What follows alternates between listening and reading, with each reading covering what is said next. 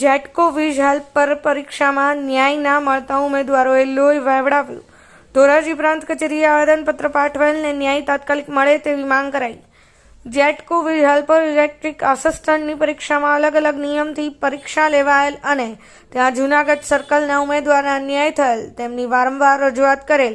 જેટકો દ્વારા જવાબ ના મળતા ઉમેદવાર સંકેત મકવાણા દ્વારા રાષ્ટ્રપતિ પાસે ઈચ્છા મૃત્યુ માંગ્યું। ત્યારબાદ તંત્ર જાગી તપાસ આદેશ આપેલ અને તપાસમાં બહાર આવેલ પોલ ટેસ્ટ અધિકારીઓએ મનગઢત અને ઘરની ધોરાજી ચલાવી પોલ ટેસ્ટ લીધેલ।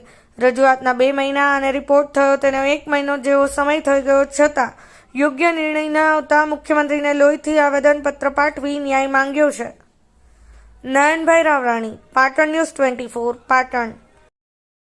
મારું નામ संकेत भाई मकवाणा है। आज रोज डेप्यूटी कलेक्टर मार्फत मैं मुख्यमंत्री साहब ने लोहीथी आवेदन आप्युं छे। आवेदन आपवानुं कारण ए छे के फेब्रुआरी 2023 में जेटको द्वारा वीज हेल्पर इलेक्ट्रिक आसिस्टंटनी परीक्षा लेवायेली हती अने ए परीक्षानी अंदर पोल टेस्ट में अन्याय थयेलो हतो। गुजरातनी अंदर तमाम जग्याए पोल क्लेम उपर हाथ अडाडेलो हतो अने जूनागढ़ सर्कलने पग अडाडेलो हतो। आनी रजूआत में वारंवार करेल हती छतां पण जेटको द्वारा मारी रजूआतने कोई ध्यान आपतुं नहोतुं। छेल्ले मैं ઈચ્છા મૃત્યુની રાષ્ટ્રપતિ પાસે માંગણી કરી અને તંત્ર તાત્કાલિક ધોરણે જાગ્યું અને તપાસના આદેશ આપ્યા અને આદે તપાસ કરતા માલુમ પડ્યું કે પોલ ટેસ્ટ હાજર અધિકારીઓએ પોતાના મનગઢત અને ઘરની ધોરાજી ચલાવીને પોલ ટેસ્ટ કરેલ છે।